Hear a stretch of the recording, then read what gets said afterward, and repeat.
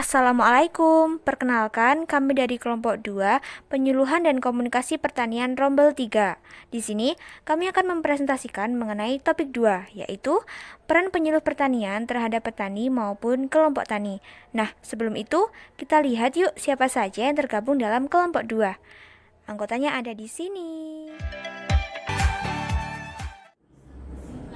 Setelah saya melakukan wawancara dengan salah satu penyuluh di Kota Magelang yang bernama Bapak Amung Wibowo, jabatan sebagai penyuluh pertanian Madya di Dinas Pertanian dan Pangan Kota Magelang, peran penyuluh terdiri ada 3. 1. Menjadi kepanjangan tangan dari Dinas Pertanian untuk menyampaikan atau mensosialisasikan kebijakan-kebijakan di bidang pertanian. 2. Pembinaan teknis kepada kelompok tani dan gabungan kelompok tani yang ada di Kota Magelang. 3. Menangani permasalahan-permasalahan yang dihadapi oleh petani baik di kegiatan out-farm maupun di in-farm. Sedangkan program yang dijalankan antara lain 1. Mensupport kegiatan basis tanaman pangan padi sawah dan tanaman hortikultura dan tanaman hias anggrek ataupun bukan anggrek.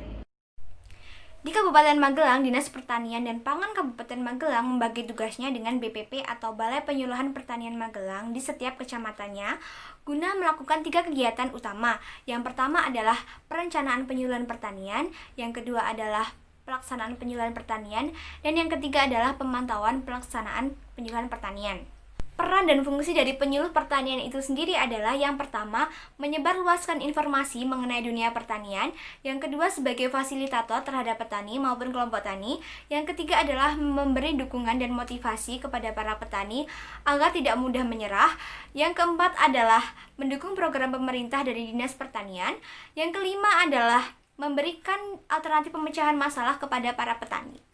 Berdasarkan hasil wawancara yang saya lakukan dengan salah satu anggota BPP Kecamatan Secang, yaitu Ibu Supartina yang merupakan salah satu penyuluh pertanian dari Kecamatan Secang, beliau mengatakan bahwa pertemuan rutin penyuluhan pertanian dilakukan pada Jumat Pahing, Jumat Wage, 2 bulanan, dan Selapanan.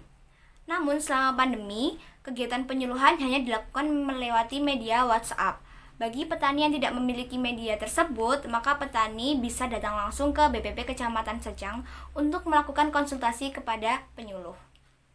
Idealnya, penyuluh pertanian di satu desa itu berjumlah 1 penyuluh.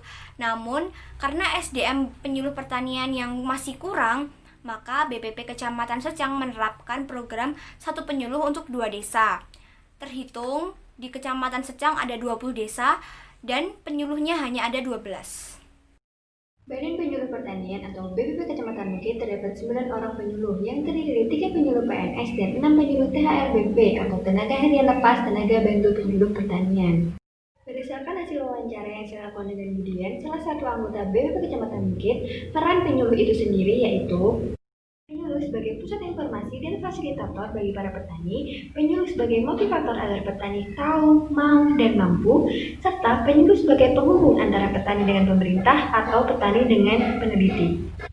Beberapa program yang telah dilaksanakan oleh BPP Kecamatan Bukit diantaranya yaitu mengadakan latihan dan kunjungan secara rutin selama 2 minggu sekali atau 1 bulan sekali pada masa sebelum pandemi. Akan tetapi pada saat ini kegiatan tersebut digantikan secara daring melalui grup WhatsApp. Yang kedua yaitu melakukan program SLPTT atau Sekolah Lapangan Pengelolaan Tanaman Terpadu. Yang ketiga yaitu program pemberdayaan petani melalui teknologi dan informasi pertanian. Di daerah Temanggung, kami melakukan kunjungan ke BPP Kecamatan Paraan, Kabupaten Temanggung. Kami melakukan wawancara dengan salah satu penyuluh di daerah Paraan yang bernama Ibu Rozalina SPT. Ibu Rozalina mengampu desa binaan sebanyak 3 wilayah, yaitu Desa Catur Anom, Campur Salam, dan Parakan Wetan.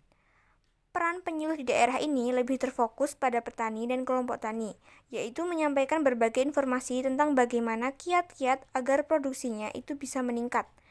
Lalu menyampaikan informasi tentang adanya teknologi-teknologi terbaru, serta mendampingi para petani untuk meningkatkan produksi komoditas unggulan, yaitu padi. Dalam menjalankan peran, kendala yang dihadapi oleh para penyuluh yaitu penyuluh tidak bisa memastikan harga produk terutama tanaman hortikultura. Dalam kondisi pandemi ini, penyuluh tidak bisa melakukan kegiatannya. melainkan diganti melalui WhatsApp Group, dan mereka mengunjungi petani secara pribadi. Program yang dijalankan yaitu pemberdayaan manusia yang dilakukan dengan cara pelatihan, kunjungan maupun lewat penyuluhan, yaitu dengan tujuan meningkatkan kemampuan kapasitas petani, di mana dengan kemampuan tersebut, petani dapat menghasilkan produk yang bagus. Data saat ini mengenai kelompok tani di Kecamatan Cibarusah adalah sebanyak 62 kelompok tani dan juga 1032 petani terdaftar. Peran penyuluhan pertanian sendiri ini adalah melayani petani di lapangan, mendata para petani dan kelompok tani, memberikan penyuluhan seputar tentang pertanian mengenai teknologi atau pelayanan, dan juga program yang dijalani saat ini adalah pemberlakuan kartu tani untuk subsidi pupuk, HRDKK pemerintah tentang dosis pemberian dan input data, kemudian pengaturan pupuk subsidi, dan juga konstra tani yang diketuai oleh camat dan berpusat di BPP. Fungsi dari program konstra tani ini adalah untuk menampung data luas panen, luas tanah, luas gabah, alasan tanam tersedia, dan produksi tanaman di daerah tersebut.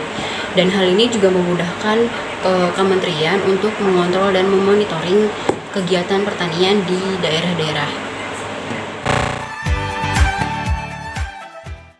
Kelompok tani wilayah Kebumen sebelah barat, khususnya Klirong, banyak memperoleh binaan dari penyuluh pertanian setempat dan juga memperoleh bantuan alat produksi pertanian dari pemerintah. Penyuluh pertanian memiliki berbagai peran, diantaranya yang pertama sebagai inisiator atau penggagas ide baru, yang kedua sebagai fasilitator, yang ketiga sebagai motivator, dan yang keempat sebagai penghubung, yaitu penghubung antara pemerintah dan petani. Selanjutnya, Balai Penyuluh Pertanian di Kecamatan Padurso, Kabupaten Kebumen memiliki berbagai program. Akan tetapi, selama pandemi hanya terdapat 3 program yang berjalan, yaitu menekan ketersediaan pangan dengan cara meningkatkan produksi. Yang kedua, bantuan benih hibrida. Dan yang ketiga yaitu pemenuhan gizi keluarga melalui perkarangan. Pemenuhan gizi keluarga ini contohnya yaitu penerapan hidroponik di sekitar rumah. Pati adalah salah satu kabupaten yang ada di Jawa Tengah yang terkenal dengan semboyan Pati Bumi Minatani, di mana sebagian besar wilayahnya berupa dataran rendah. Kecamatan Sukolilo adalah kecamatan rangkaian Gunung Kapur di utara. Kecamatan Sukolilo sangat luas, total desa berjumlah 16 dengan total kelompok tani 80 dan 7.400 petani terdaftar. Sedangkan jumlah penyuluh yang ada di Sukolilo adalah 18. 4 diantaranya penyuluh PNS, 6 penyuluh tenaga harian lepas, 8 penyuluh swadaya. Program kerja penyuluh pertanian di Kecamatan Sukolilo diantaranya adalah yang pertama peningkatan pelayanan, misalnya pelayanan pembuatan kartani, konsultasi publik, dan tanya jawab melalui WhatsApp atau media sosial.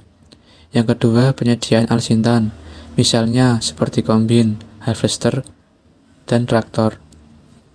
Yang ketiga, penguatan pelembagaan yang meliputi penyediaan pos penyuluh di tiap desa. 4.